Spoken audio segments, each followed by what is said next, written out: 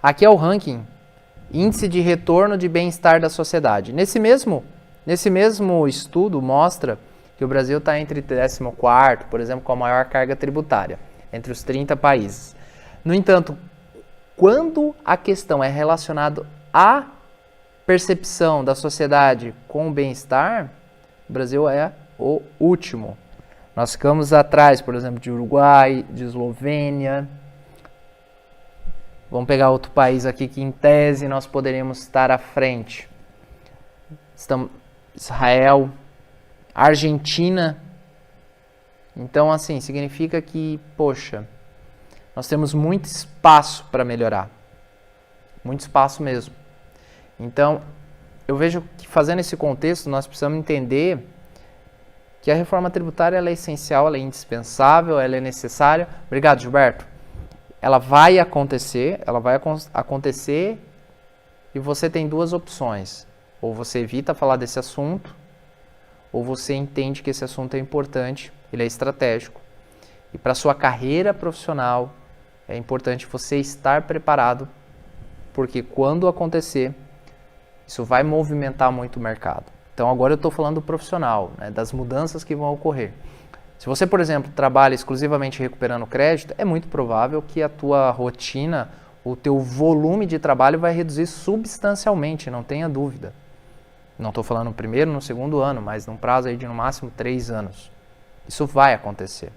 Então quando lá no estrategista, batemos demais nessa tecla que você tem que ser estratégico, que dentro do planejamento tributário, a recuperação tributária é uma ferramenta importante, é uma ferramenta que traz muito valor, mas ela não...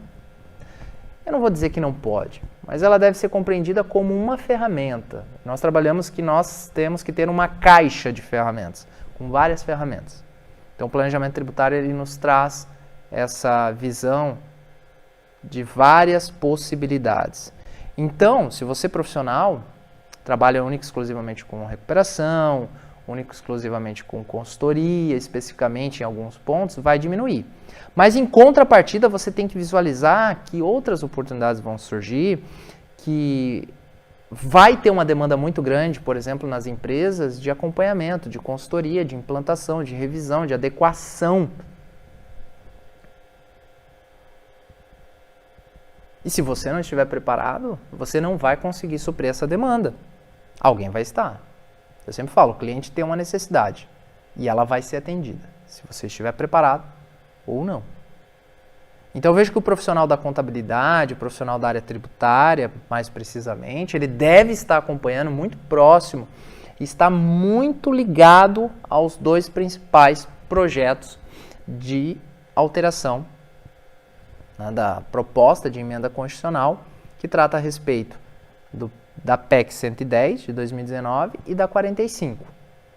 Que são as 2 propostas que estão caminhando simultaneamente e que elas têm por objetivo reformular o sistema tributário, mais precisamente sobre os tributos indiretos, sobre os tributos que incidem na cadeia, por exemplo, ICMS, IPI, PIS, COFINS, ISS, tem previsão ali do IOF, mas não é o caso, por exemplo.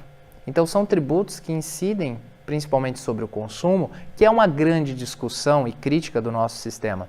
Que a tributação, se você observar, ela tem 3 grandes bases, que é consumo, renda ou, no caso, capital. São as 3 grandes bases tributáveis, universal, ou lucros. A base tributada, que é o consumo, renda. E nesse caso, o Brasil tributa muito consumo. E na medida que eu tributo consumo, a reflexão que é colocada é o seguinte: ela acaba sendo distorcida por uma questão de classe social, ou seja, da tributação de, quando eu não tributo, por exemplo, renda, e eu não estou defendendo aqui nenhum tipo de modelo, eu acabo tributando o consumo, eu acabo tributando de maneira equivalente pessoas em situações totalmente distintas sob a perspectiva da capacidade contributiva. Então, o tributo, por exemplo, que uma pessoa que tem um rendimento de 70, 80, 100, 200 mil reais é o mesmo cara que vai lá, que ganha um salário mínimo. Então, a proposta de reflexão é sobre isso. Na questão das duas propostas de emendas constitucionais, visa principalmente esses tributos indiretos, que incidem sobre o consumo.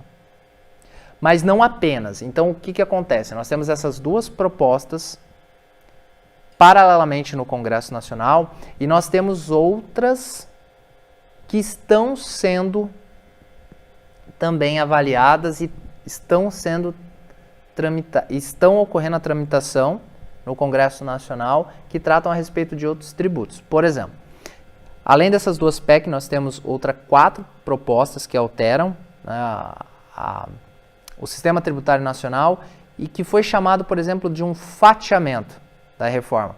Por exemplo, o PL 2337 de 2021, que é a reforma do imposto de renda e que durante o ano passado e começo desse ano principalmente foi muito debatido, né, sobre a questão da tributação de lucros, sobre a redução da alíquota de imposto de renda. A tributação de lucros começou com 20%, foi mudado para 15%, que hoje possui isenção, o lucro não é tributado na sua distribuição.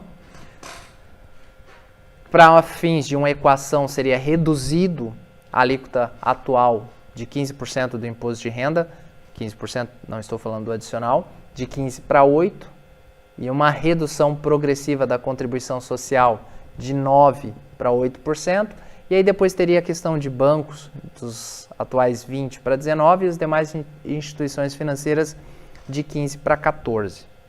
Então, mais outras particularidades, principalmente quando envolve a questão do planejamento sucessório, que aí eu já não tenho mais a questão da distribuição para a pessoa física, numa empresa operacional. Eu tenho a distribuição, por exemplo, para uma empresa de participações, que pode chegar numa empresa familiar, que pode e até chegar na pessoa física, tem todo um trâmite. Então, essa proposta, essa alteração, ela perdeu um pouco de força durante o decorrer do ano, ela foi muito debatida. Eu acredito que é uma contrapartida, inclusive, que está sendo provocada na questão dos combustíveis para suportar algumas desonerações tributárias. Então, esse projeto de lei também faz parte. Ele é menor do que as duas PECs, que nós já vamos falar, mas ele também faz parte dessa reestruturação do nosso sistema tributário. Tem, por exemplo, a proposta de unificação das contribuições sociais relacionadas ao PIS e à COFINS em uma só contribuição, que é a conhecida e chamada CBS, que é a Contribuição sobre Bens e Serviços. Então, o sistema de PIS e COFINS seria alterado para uma contribuição que teria também não cumulatividade, algumas especificidades, e foi debatido muito aqui, criticado sobre a perspectiva das empresas prestadoras de serviço, que seriam de certa forma prejudicadas, mas que prevê a extinção das contribuições sociais e substituídas por uma nova contribuição de maneira unificada, que de certa forma simplificaria bastante o PIS e a COFINS, e que sempre que eu tenho as nossas lives, os lançamentos, as nossas aulas, mentorias, eu sempre falo que grande parte das oportunidades se concentram no PIS e COFINS. Pelo menos da minha experiência, dos mais de 60 milhões recuperados, 80% foi PIS e COFINS, sem dúvida. 70%, 80%. Então, esse projeto ele teve mais força lá em 2020, ele ganhou bastante repercussão, era um dos projetos para se iniciar, até porque o PIS e COFINS foram duas contribuições que houve muita discussão, muitas decisões. Então a exclusão do semestre da base de cálculo PIS e COFINS, tem várias discussões a respeito da exclusão de tributos da base de PIS e COFINS, a própria decisão relacionada ao conceito de insumos. Então é um tributo que perdeu talvez um pouco da sua eficiência, até porque ele foi criado de maneira meio Frankenstein. Vamos pegar aqui a incidência, vamos fazer subtrativo indireto, que é uma mistura aqui de imposto contra imposto um pouco diferente. Ele foi um pouco meio Frankenstein, mas enfim, não é assunto para agora. Então, dentro dessa perspectiva também, e do fracionamento da reforma tributária, porque se você observar, ele é inteligente. Né? Eu tenho um assunto muito complexo, por exemplo. Nós utilizamos isso nas reuniões. É um assunto muito complexo, muito extenso, então muitas vezes se eu quiser tratar isso de uma vez só, vai ficar muito difícil. E nós temos que entender que o nosso parlamento, o Congresso Nacional, ele é extremamente polarizado. Então é muito difícil você tratar a respeito disso. É um tema muito complexo, porque vai entrar na questão de repartição de receitas, na autonomia, por exemplo, dos estados, dos municípios. Tem muitos interesses em jogo. Então é complexo. Então vamos fazer o seguinte, já que nós temos uma complexidade muito grande, vamos pegar alguns temas que já vão surtir efeito, já vão simplificar, já vão otimizar e vamos fracionar e trazer caixinhas que são mais simples de se votar. Por exemplo, eu trato aqui só do imposto de renda. Aqui eu trato só do PIS e da COFINS, por exemplo, no caso da CBS. Então, essas duas proposições, mais as duas PECs, elas formam esses 4 projetos que tratam a respeito da reforma tributária. Então, direcionado, e principalmente para o grande problema que nós temos, entre outros, que é a questão dos tributos incidentes sobre o consumo, ICMS, ISS, PIS, COFINS, IPI. A gente tem também questão da IOF, CID, combustíveis e outros, por exemplo. A PEC 110 de 2019 e a 45, a 110 é uma iniciativa do Senado e a 45 é uma iniciativa da Câmara. Elas basicamente são muito próximas.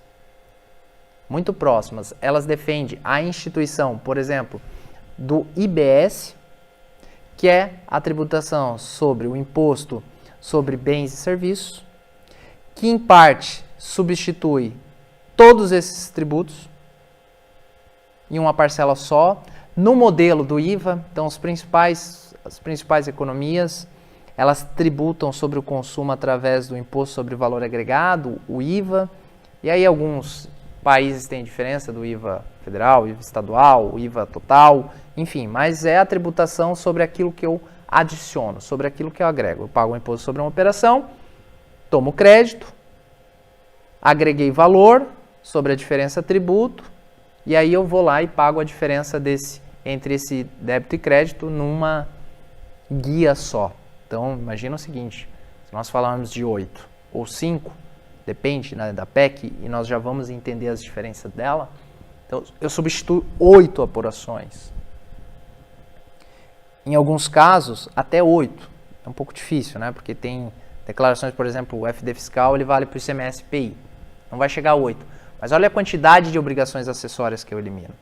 Olha a quantidade de apurações que eu reduzo. Olha a quantidade de legislação que eu suprimo.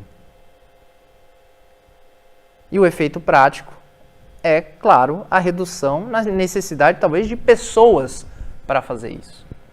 E não significa que vai ocorrer, por exemplo, desemprego. Isso não vai acontecer.